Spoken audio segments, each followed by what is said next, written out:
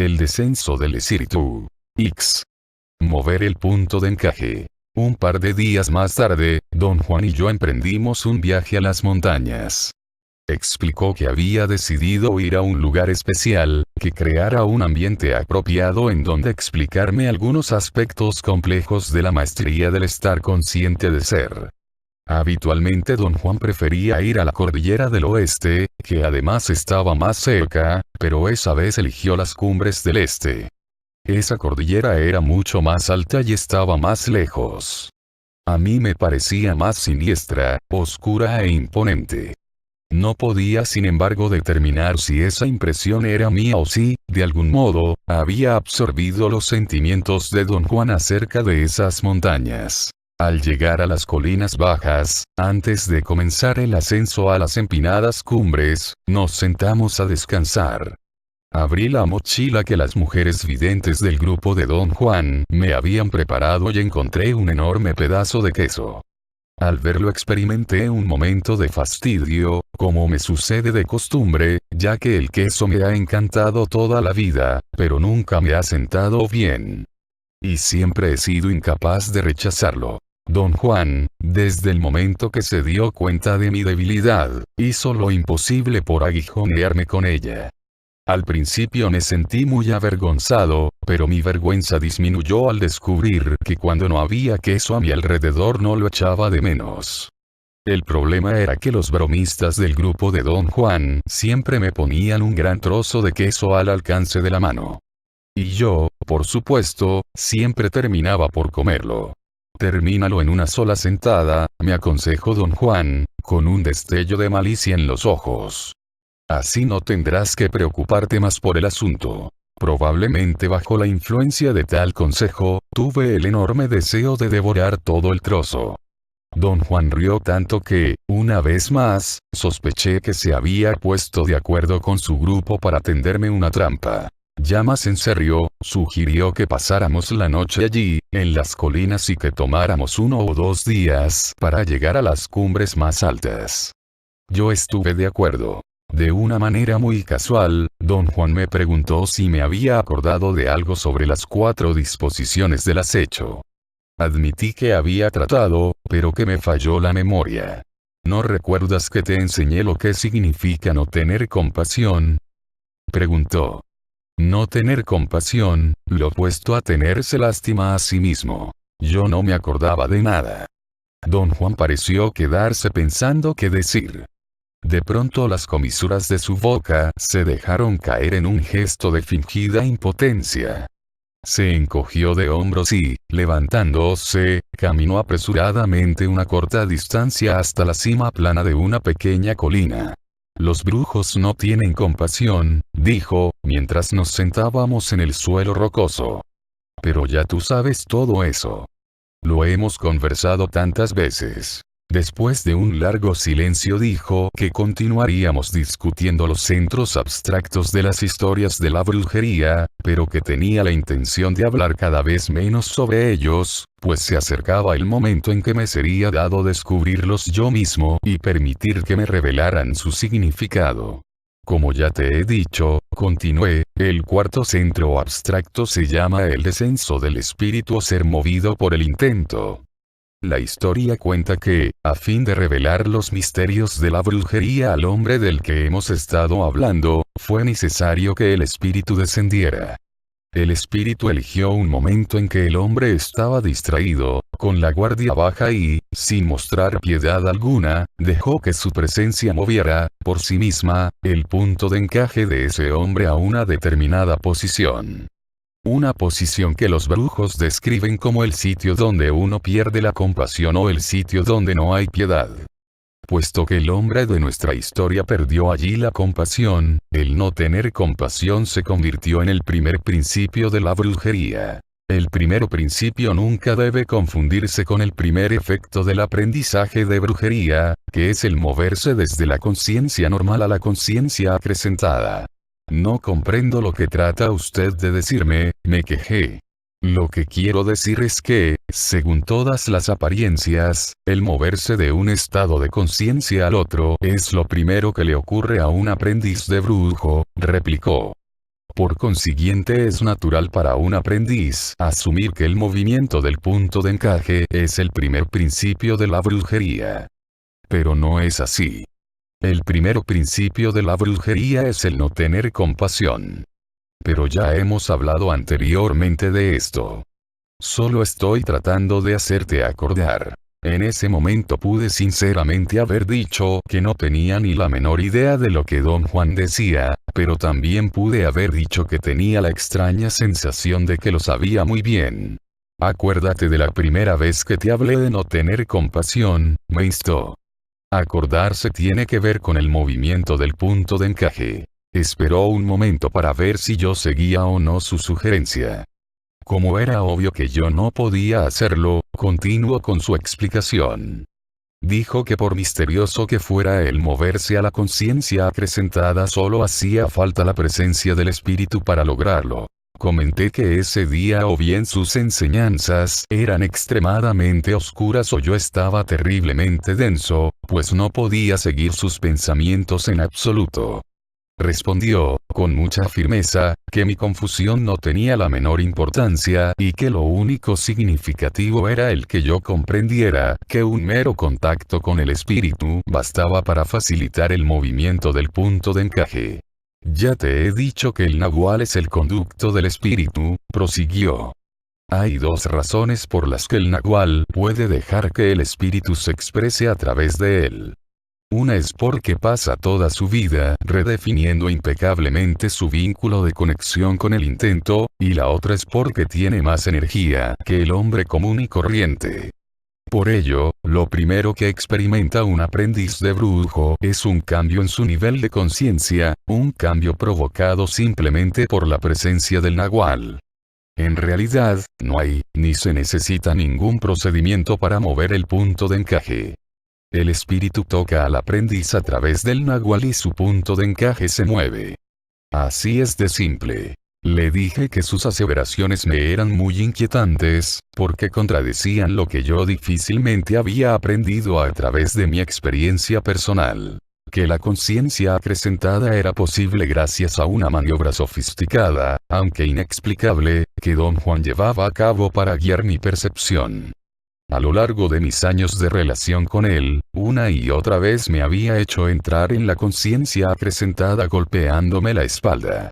Le hice notar su contradicción. Alegó que lo de golpear la espalda es una genuina maniobra para manejar la percepción la primera vez que se pone en práctica. De allí en adelante es solo una treta para atrapar la atención y borrar las dudas. El hecho de que él insistiera en darme palmadas lo llamó un pequeño ardid, producto de su personalidad moderada. Comentó, no del todo en broma, que yo debía estar agradecido de que él fuera un hombre tan simple y tan poco dado a lo bizarro. De lo contrario, para que se pudiera borrar cualquier duda de mi mente y el espíritu pudiera mover mi punto de encaje, yo habría tenido que vérmelas con ritos macabros. Lo que se necesita para que la magia pueda apoderarse de nosotros es borrar nuestras dudas, dijo. Una vez que las dudas desaparecen, todo es posible. Me hizo recordar un acontecimiento que yo había presenciado algunos meses antes, en la Ciudad de México, el cual me había resultado incomprensible hasta que él me lo explicó, utilizando el paradigma de los brujos. Lo que yo había presenciado fue una operación quirúrgica llevada a cabo por una famosa curandera psíquica. Su paciente fue un amigo mío y, para operarlo, la curandera entró en un trance muy dramático. Pude observar que, utilizando un cuchillo de cocina, abrió la cavidad abdominal del paciente en la región umbilical, separó el hígado enfermo, lo lavó en un balde de alcohol, volvió a ponerlo en su sitio y cerró la abertura, que no tenía ni gota de sangre, con la mera presión de sus manos. Varias personas, que estuvieron presentes en la habitación en penumbra, presenciaron la operación. Algunos parecían haber sido invitados como yo, los otros, parecían ser los ayudantes de la curandera. Después de la operación hablé brevemente con 3 de los invitados. Todos estaban de acuerdo en que habían presenciado lo mismo que yo.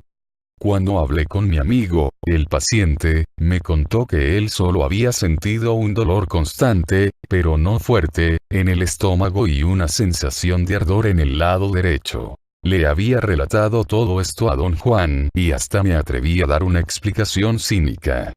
Dije que, en mi opinión, la penumbra del cuarto se prestaba perfectamente para la prestidigitación, y que eso podría explicar el hecho de que vi los órganos internos fuera de la cavidad abdominal, enjuagados en el balde de alcohol.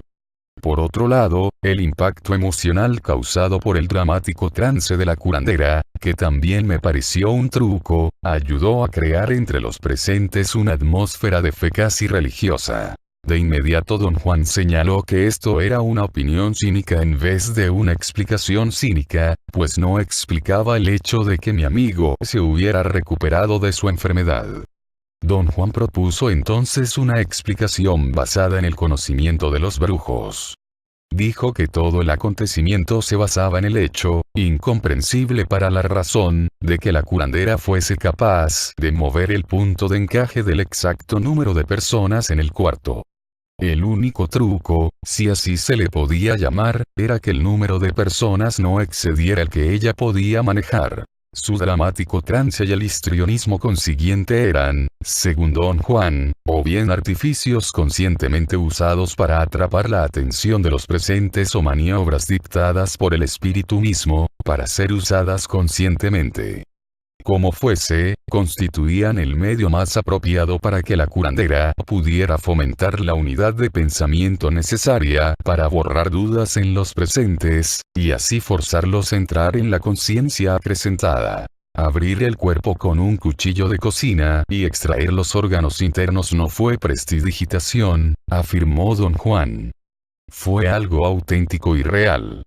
Pero, en vista de que ocurrió en la conciencia acrecentada, estaba fuera del criterio cotidiano. Yo le había preguntado a don Juan cómo era posible que la curandera moviera los puntos de encaje de esas personas sin tocarlas.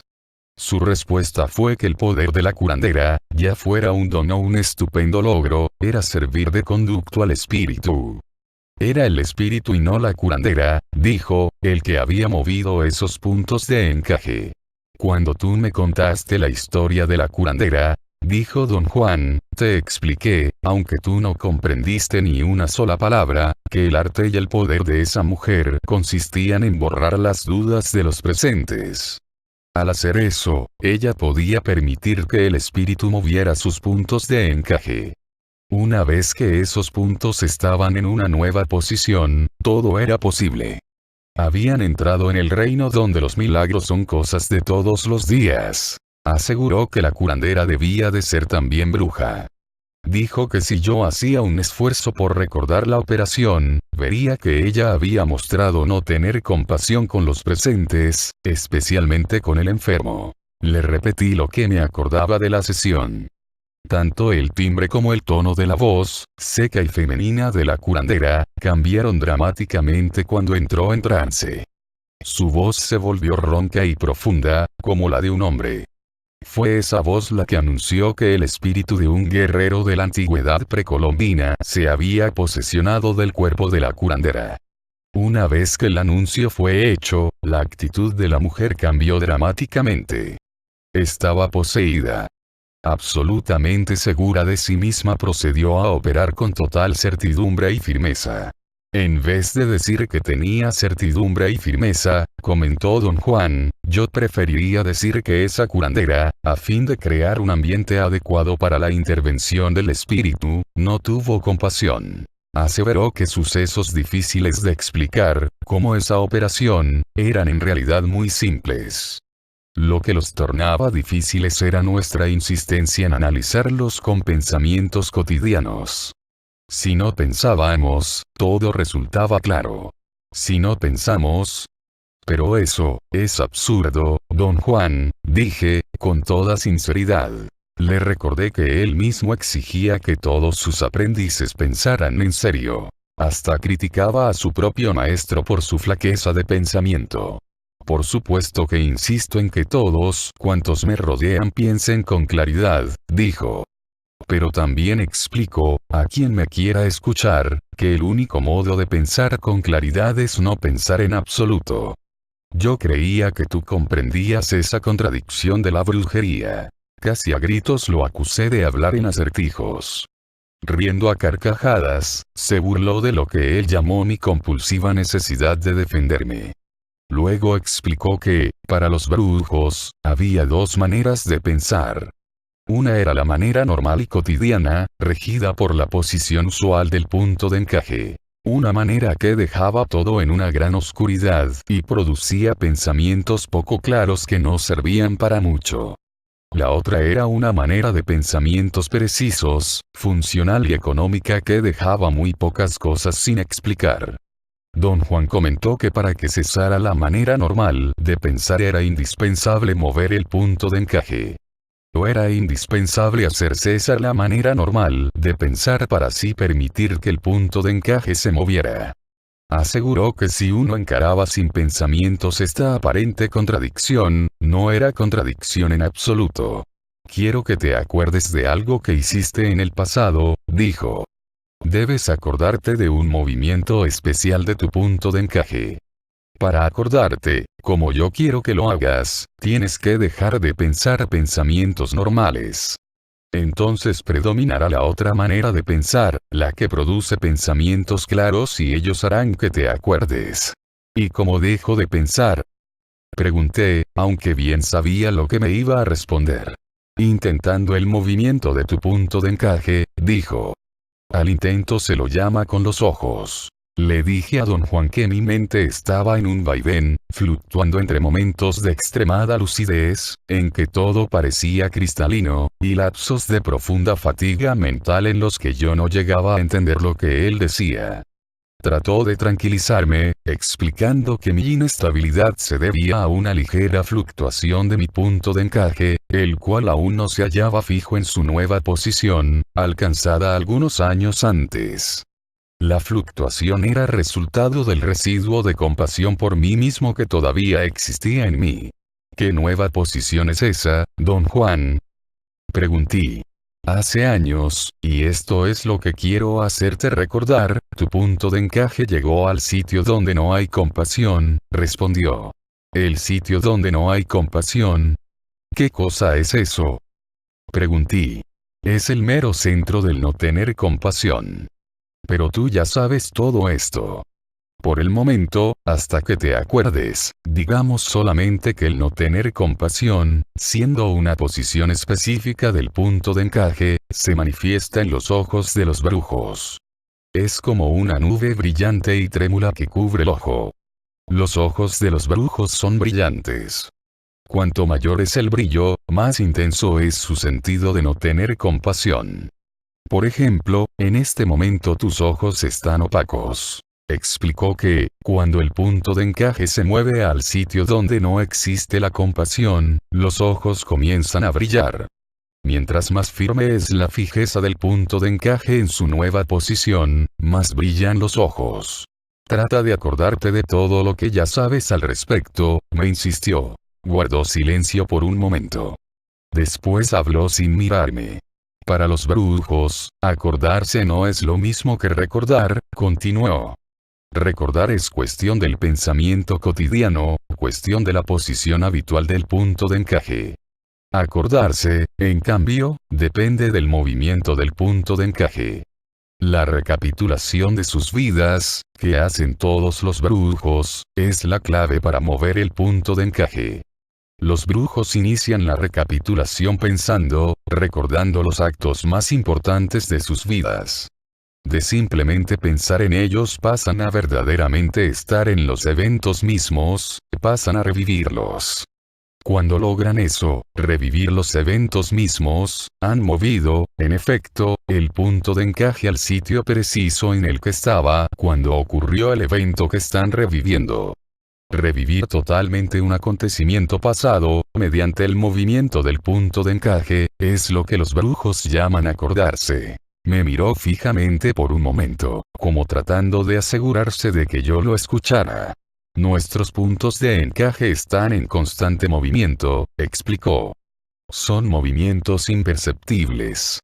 Ahora, si queremos un movimiento considerable debemos poner en juego el intento. Como no hay modo de saber qué es el intento, los brujos dejan que sus ojos lo llamen. Esto sí que es realmente incomprensible, protesté. Don Juan puso las manos en la nuca y se acostó en el suelo. Yo hice lo mismo. Permanecimos quietos por largo tiempo, mientras el viento impulsaba rápidamente las nubes. Ese movimiento de nubes al deslizarse en el cielo estuvo a punto de marearme. El mareo de repente se convirtió en una sensación de angustia muy familiar para mí. Siempre que estaba con Don Juan, sentía, sobre todo en momentos de quietud y silencio, una abrumadora sensación de desconsuelo, unas ansias de algo que no hubiera podido describir porque no sabía lo que era. Cuando estaba solo, o con otras personas, nunca fui víctima de esa sensación. Don Juan me había explicado que lo que yo sentía e interpretaba como ansias era un movimiento súbito de mi punto de encaje. Cuando Don Juan comenzó a hablar, el sonido de su voz me sobresaltó y me hizo incorporar. Debes acordarte de la primera vez que te brillaron los ojos, dijo, porque esa fue la primera vez que tu punto de encaje llegó al sitio donde no hay compasión. Te poseyó entonces el no tener compasión, lo cual es, como ya te dije, lo que hace brillar los ojos de los brujos, y ese brillo es lo que llama al intento. Cada sitio al que se mueve el punto de encaje está representado por un brillo específico en los ojos. Puesto que los ojos tienen memoria propia, pueden acordarse de cualquier sitio a donde se movió el punto de encaje, acordándose del brillo específico asociado con ese sitio. Explicó que la razón por la que los brujos dan tanta importancia al brillo de sus ojos y a su mirada es porque los ojos están directamente vinculados al intento. Agregó que por contradictorio que parezca, la verdad es que los ojos solo están superficialmente conectados con el mundo cotidiano. Su conexión más profunda es con lo abstracto. Le dije a Don Juan que yo no concebía que mis ojos pudieran almacenar ese tipo de memoria.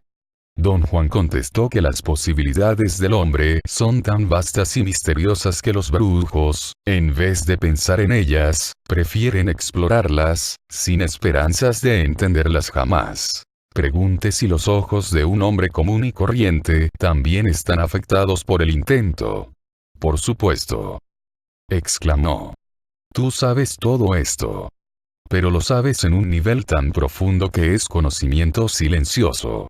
No tienes suficiente energía para explicarlo, ni siquiera a ti mismo. El hombre común y corriente sabe lo mismo acerca de sus ojos, pero tiene aún menos energía que tú. La única ventaja que quizá tengan los brujos sobre los hombres comunes y corrientes es que han ahorrado su energía, y eso significa un vínculo de conexión con el intento más claro y preciso. Naturalmente, eso también significa el poder acordarse a voluntad, usando el brillo de los ojos para mover el punto de encaje. Don Juan dejó de hablar y me clavó la mirada. Sentí con claridad que sus ojos guiaban, empujaban y tiraban de algo indefinido dentro de mí. No podía zafarme de su mirada. Su concentración era tan intensa que hasta me provocó una sensación física. Me sentí como si estuviera dentro de un horno. Y muy repentinamente me encontré mirando hacia dentro de mí.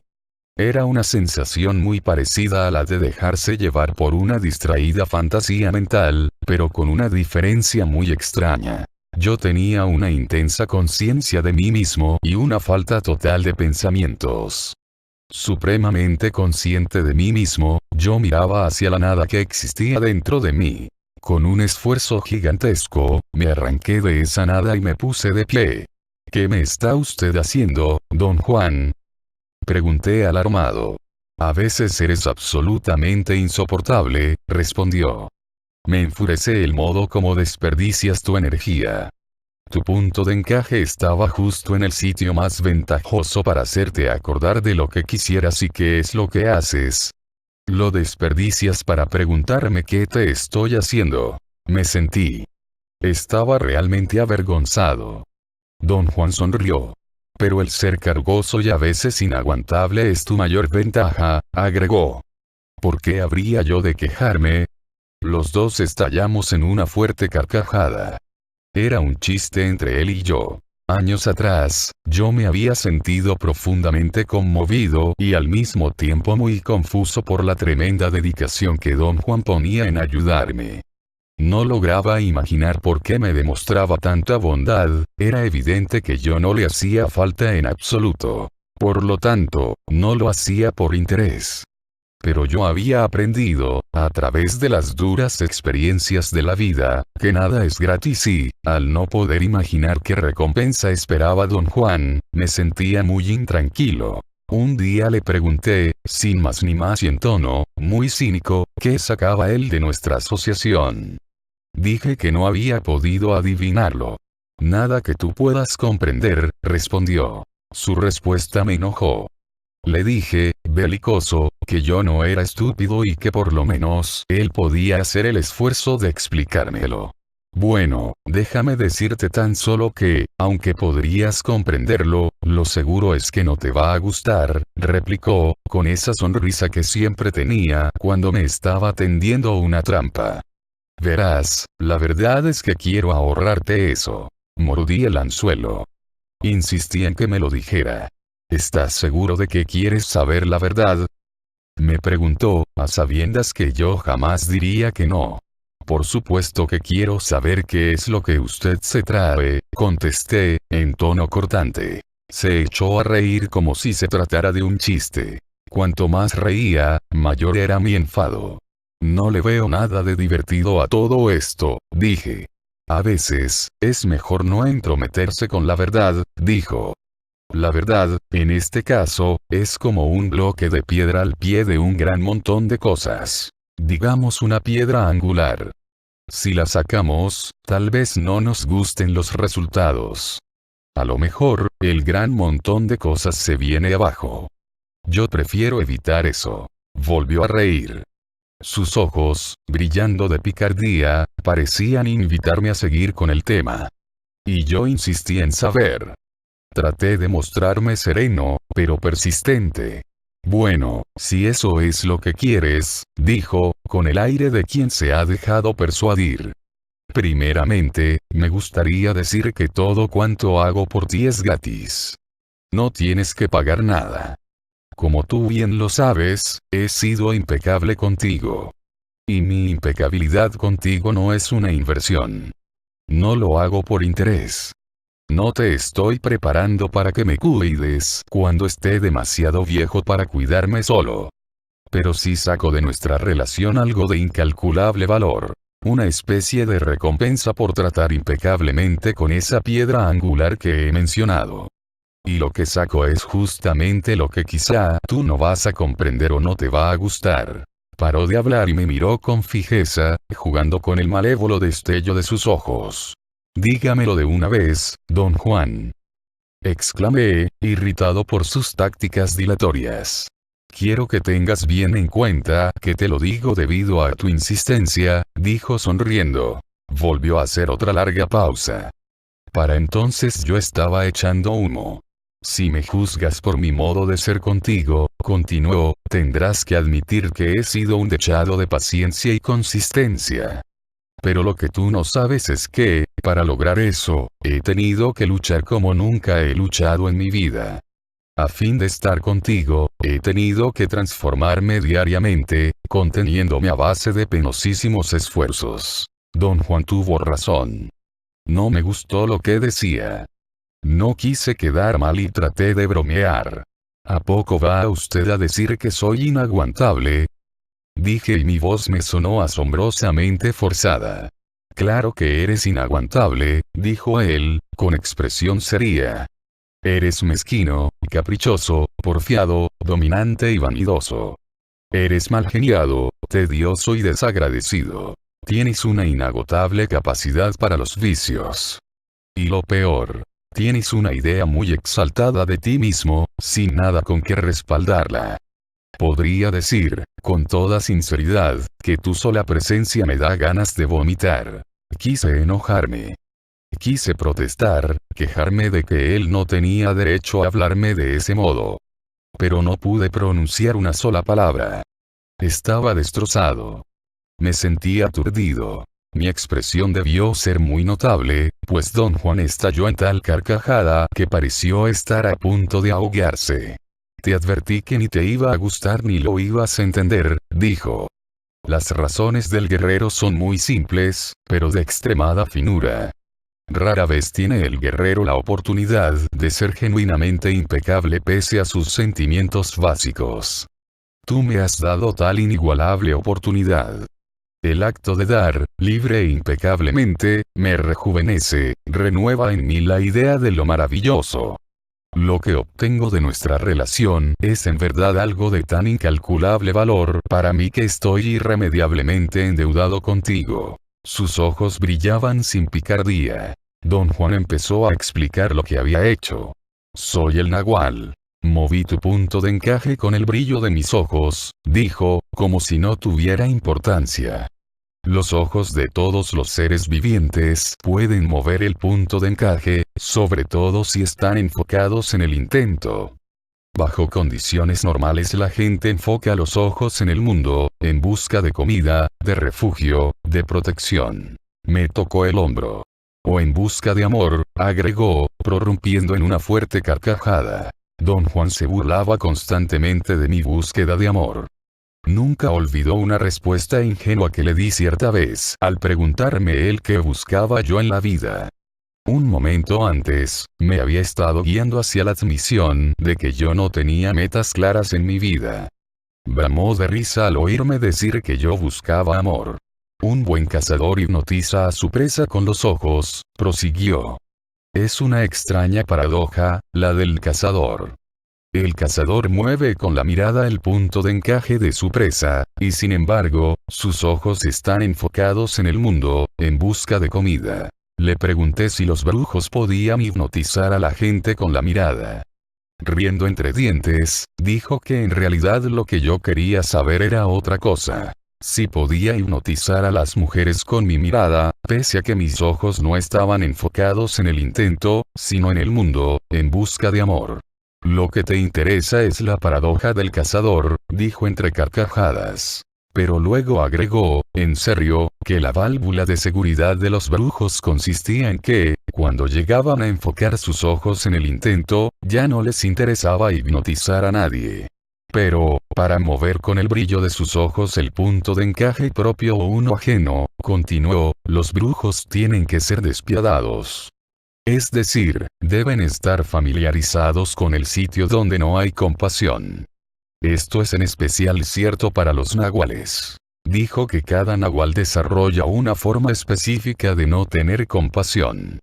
Tomó mi caso como ejemplo y dijo que, debido a mi configuración natural, los videntes me veían como una esfera de luminosidad, no compuesta de 4 bolas comprimidas en una sola, la estructura habitual de los nahuales, sino como una esfera compuesta de solo 3 bolas comprimidas.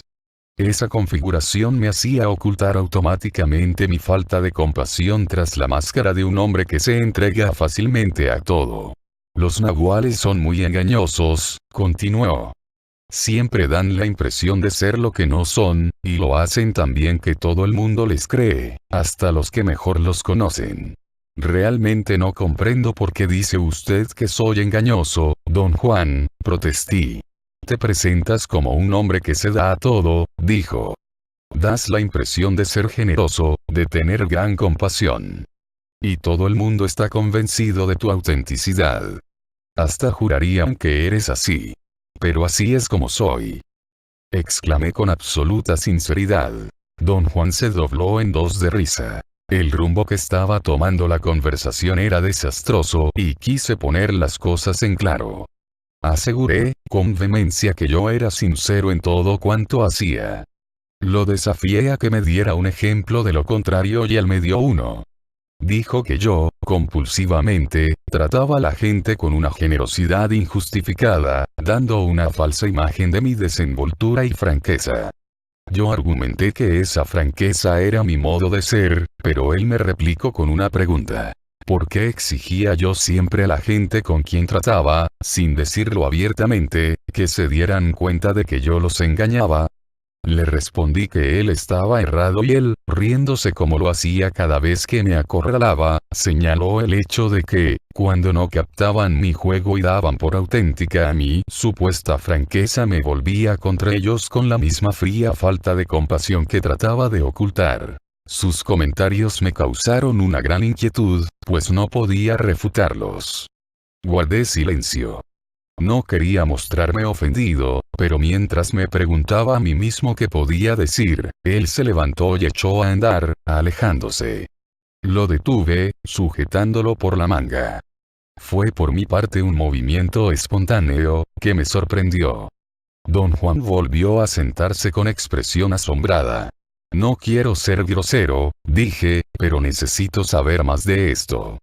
Me molesta inmensamente lo que usted me acaba de decir. Haz que tu punto de encaje se mueva, me instó.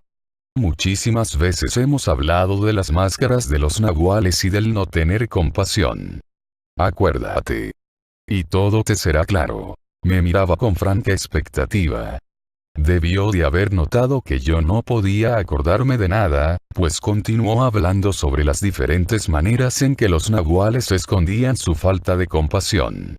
Dijo que su propio método consistía en someter a la gente a una ráfaga de coerción oculta bajo una supuesta capa de comprensión y razonabilidad. ¿Y las explicaciones que usted me da? Observé, ¿no son acaso resultado de una auténtica razonabilidad y del deseo de ayudarme a comprender? No, respondió. Son el resultado de no tener compasión. Arguí, apasionadamente, que mi propio deseo de comprender era auténtico. Él me dio unas palmaditas en el hombro, y afirmó que mi deseo de comprender era auténtico, pero no mi generosidad.